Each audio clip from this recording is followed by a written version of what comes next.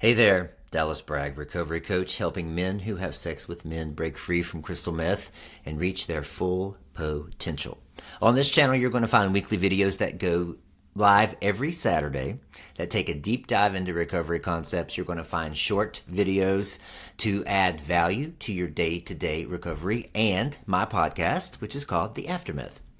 Today we are talking about the prison we create through attaching to the personas that we've accepted of ourselves, the personas that were given to us through the conditioning of life. When we first step into recovery from Tina, we often think our greatest battle is with the substance itself. We remember the rush of that first hot rail, the endless nights of connection and exploration, the feeling of finally belonging. But as the crystal fog lifts and the party lights dim, many of us discover a deeper truth. Tina wasn't just a drug. She was a gateway to a persona we thought we needed to be.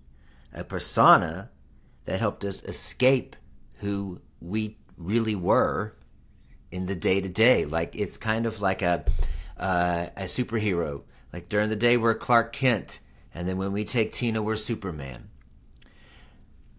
Back in my hypersexual days of meth parties, I would have men over every single day. Once my address and my parking instructions had been sent to my upcoming party partner, my disguise began. It was the mask of mask. At age 40, when I was in the height of my meth addiction and being an actual daddy to 2 children, I had to look and act the part. My pictures did the trick pretty easily because I had a crew cut, facial hair, furry chest.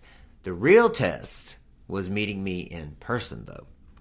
So, on went the backward cap, the jock strap, the knee socks, the whole works, right? I wouldn't talk very much. Once he arrived, I've just shoved the pipe or the needle at him as fast as possible. Get high so you don't notice how effeminate I am. Tina appeared to offer a doorway to my most liberated self, someone more confident, more sexual, more alive. I told myself that I truly was a masculine daddy inside. This was just releasing who I really was. But that too was just another mask, another persona that promised freedom while quietly building new prison walls all around me. How imprisoned I was that even as an out gay man in a drug scene, I still had to create personas to be accepted. Those personas kept me safe inside my own prison. Recovery gave me the strength to open my cell door by tapping into my true soul self. Listen, you can quit using meth for years, but until you claim the birthright of your soul self and live authentically, you will never be fully free. And here's how. What is the origin of our prison? Our personas aren't built overnight. As gay men, our prison walls often began construction really early, like the moment we first realized we were different. The years of hiding or modifying our true selves. The trauma of coming out or staying in, right? The pressure to be the right kind of gay, the impact of HIV/AIDS on our community, the constant navigation of a heteronormative world. Tina didn't create these walls. She offered a temporary escape. But true freedom isn't found in escape, but in breaking down the walls completely. The gay community has its own unique set of personas and expectations. The pressure to always be on, always hot, always ready for the next adventure. The tyranny of body image and sexual performance. The exhausting dance of being enough in a culture that often measures worth in Instagram likes and Grindr taps. Tina seemed to make all of these pressures disappear, but she was really just adding another layer to our prison. Listen, it helps to understand Tina's false promises. Tina's allure goes beyond the physical high. In the gay community, she offers instant community and belonging, freedom from internalized homophobia and shame, enhanced sexual confidence and performance, escape from body image issues, relief from the pressure of heteronormative expectations, and a sense of invincibility and limitless potential. But each of these gifts come with a price. The gradual erosion of our authentic selves beneath layers of chemical courage and false connection. Somewhere deep down hidden is who we truly, truly are. So which of those promises lured or are luring you into the Tina scene? And what would you add? Reply and let me know. Tell me in the comments, what would you add? What was your lure? Or if you are resonating with this, let's start a discussion in the comments as well. And by the way, gay men or men who have sex with men, I work one-on-one with you to break free from the crystal meth relapse cycle while maintaining anonymity and without rehab in only 6 months. Click the link below in the video to submit your application. I only take 2 new clients a month, so go ahead, do it. At least have a conversation. All right, so here are 4 practical ways to find your true soul self. The path from persona to authentic soul self requires more than just removing a mask, right? It demands a fundamental shift in how we experience our own existence. So think of your true soul self as the deepest water in an ocean. The personas we wear, the perfect gay man, the party boy, the successful professional, the eternal caregiver, they are like the waves on the surface. They rise, they fall. They're constantly changing. But beneath those waves lies the vast, unchanging depth of your true nature, just being. When was the last time you swam in the deep? When was the last time you experienced true alignment and authenticity? When was it? Okay, so the 4 ways. Number 1, understanding the layers of self. So imagine your being as consisting of several layers. There's the outer persona. So this is the face you show the world. It's shaped by society, it's shaped by family and trauma. For many of us in the gay community, this includes both our pre-coming out personas and the new masks that we adopted after. So then there's the reactive self. This is the part that automatically responds to triggers, seeking validation, like on social media. It seeks pleasure or escape. This is often where Tina finds her foothold, right? Promising instant access to a more desirable state of being. Then there is the authentic emotional body. Beneath reactions lies your true emotional landscape, that raw, unfiltered feeling that your persona is trying to protect or hide. Then there's your true soul self. This is your essential nature, the unchanging awareness that witnesses everything that's happening. It witnesses all the experiences. Think about it. When you have a thought and you can observe that thought, who is observing the thought? Who is observing it? It's your true soul self. This self isn't defined by sexuality or by trauma or achievement or even gender. It simply is. So I want you to think about, you can rewind if you want, through the descriptions of those layers of self several times. And I want you to become more aware of their nature and more aware of when you are acting from them. So with practice, you'll begin to recognize the nuanced tone and the vibration of each layer. You will gain the ability to ascertain where your thoughts, your words, and your behaviors are originating from. It takes some time because we're used to defaulting to that outer persona. That's the easiest one. That's the one we've learned over all the years, right? Okay, number 2 is embodying your soul self. So practice presence. Start with 5 minutes each morning of pure presence. Sit quietly and notice the difference between your thoughts about yourself and the awareness that observes those thoughts. This observing presence is closer to your true nature than any thought about who you are. Number 2, track your authenticity. Keep a small notebook with you. When you feel most alive and real, note what's happening. When you feel fake or forced, note that too. Look for the patterns. Who are you with? What situations bring out your true self? What triggers your personas? Then there's body truth practice. Your body knows when you're being authentic. Throughout the day, pause and scan your body. Notice where you feel tension or constriction. These are often signs that you're wearing a mask, that you're out of alignment. Where do you feel open and flowing? This is often your true self emerging. And then voice meditation. Spend time each day speaking aloud, but focus on where your words originate. Do they come from your throat, which is your persona, your heart, which is your authentic emotion, or your belly? That's where your soul truth comes from. And you'll be able to tell with some practice. Practice letting your voice emerge from progressively deeper places. Guys, this is the work of recovery. Somewhere in the stillness, your inner self, it begins to emerge. The one who was born into this world without an addiction. The one who is observing the observer.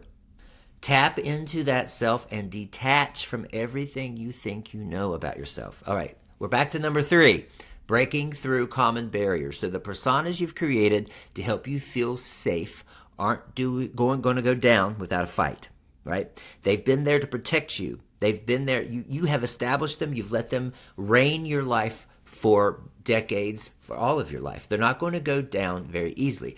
They will throw up as many obstacles as possible to fight for their life and as a means of protecting you, though. So breaking through these barriers may take some time. Remember, self-compassion and patience. It is a journey. You are undoing decades of patterns. There's fear of emptiness. When we first drop our personas, we often fear there's nothing beneath them. This fear itself is just another mask. We think, without this personality, who am I? Sometimes we stay in addiction, we stay using Tina because who am I without using Tina? So stay with the apparent emptiness because it's not empty at all. It's full of pure potential. And lastly, the achievement trap. Many of us have personas built around accomplishment. Remember, your true self doesn't need to achieve anything to be worthy. It already is everything it needs to be. You are worthy. Say that loud over and over and over. Sometimes we fear that losing our personas means losing access to pleasure as well. But in truth, authentic pleasure becomes more available when we drop our masks. Real joy doesn't need enhancement. When was the last time you experienced real joy? In my experience, journaling is the most effective means of breaking these boundaries and discerning where your personas are and how to get into the deeper true self. You will be able to surmise through your daily writing when these selves, these personas have arisen. You'll identify your patterns and take proactive action. Journaling is about self-awareness and shining a light on your subconscious patterns. Start today. So let's create your new I am. This is actually number 4. I think I've lost numbers here. Creating your new I am. The power of I am statements goes beyond simple affirmations, right? They are declarations of independence from both Tina and the limiting personas that you've adopted about yourself and that your family, your friends, your society, your church gave you. So try these. I am worthy of sober pleasure. I am enough without enhancement. I am connected to my authentic sexual self. I am a part of a loving, sober community. I am free to define my own gay identity. Creating I am statements and then repeating them throughout the day will put movement behind all the previous steps to finding your true self. Think about your current I am statements. How do they drag your past forward? How does your I am statements reflect who you were instead of who you are and who you are becoming? How do they keep you identifying with the previous personas? Like, I am so lazy, or I am not good at, or I am not that attractive, or I am not great with money, or I am lonely, or I can't get this recovery thing, or fill in the blank.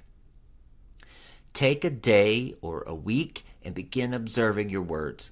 How do you follow the words I am? What kind of prison are you creating through the words you use about yourself? So how do you know if you're emerging into your true self? You'll know your true soul self is emerging when you feel a deep sense of peace, even in challenging situations. Your actions flow naturally rather than feeling forced. You can observe your thoughts and emotions without being consumed by them. You feel connected to others without needing to perform for them. Your creativity and intuition flow more freely.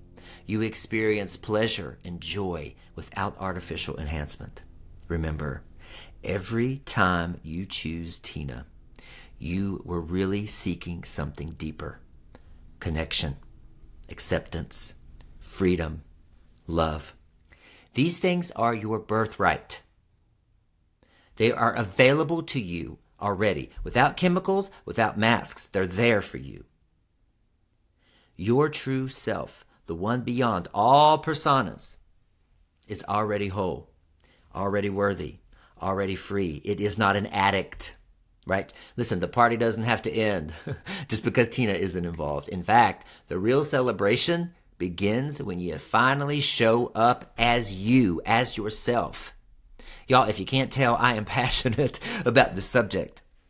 My loves, this is the key to your self-actualized self. We are leveling up in 2025. No more excuses. No more self-defeating words. No more self-imposed limitations. Let's just get it and become who we're meant to be. All right. Reach out to me for support. You know, I do help men who have sex with men break free from crystal meth and become their full, realized, potentialized self. If you're interested, there's a link in the comments. You can apply for my 101 coaching program. Okay, if you're interested, here are some practical exercises for breaking free from your personas. Number 1, the mirror of truth. Stand before a mirror each morning for 5 minutes. This is more difficult than it sounds. Look directly into your own eyes. No filters, no angles, no masks. For the first minute, observe all the judgments that arise about your appearance, your worth, your place in the gay community, whatever. Then, for the remaining 4 minutes, repeat the simple truth. I am. I am. I am. Nothing more, nothing less. I am. In this moment, put a period on everything that's happened up until this moment. Put a period on it. It's done. It doesn't matter. In this moment, I am. And let that true self bubble up. Number 2, the app audit. Take an honest inventory of your phone. Which apps trigger thoughts of using? And I'm not just talking about Grindr, right? Which connections were only about Tina? Make conscious choices about what stays and what goes. Consider replacing hookup apps with recovery apps or meditation tools. Social media apps, let me tell you, Instagram, Facebook, whatever, TikTok, those apps contribute to relapse just as hard as Grindr does, because you look at them and you start to feel lonely, you start to feel not enough, you start to see your ex with this hot man or whatever it is, and then 2 days later you're using. All right, number 3, pleasure mapping. Create a list of activities that bring you genuine pleasure without substances. Include everything from sexual pleasure to simple joys like feeling the sun on your face. My favorite thing, my favorite activity in the world.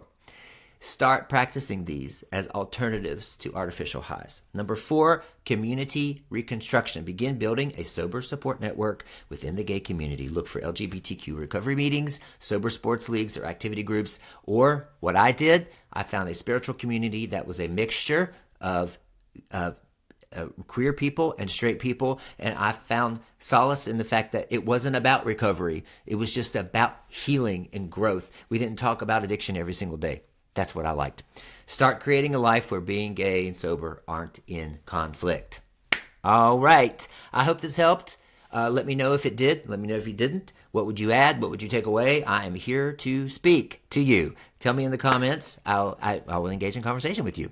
All right. I will see you next week.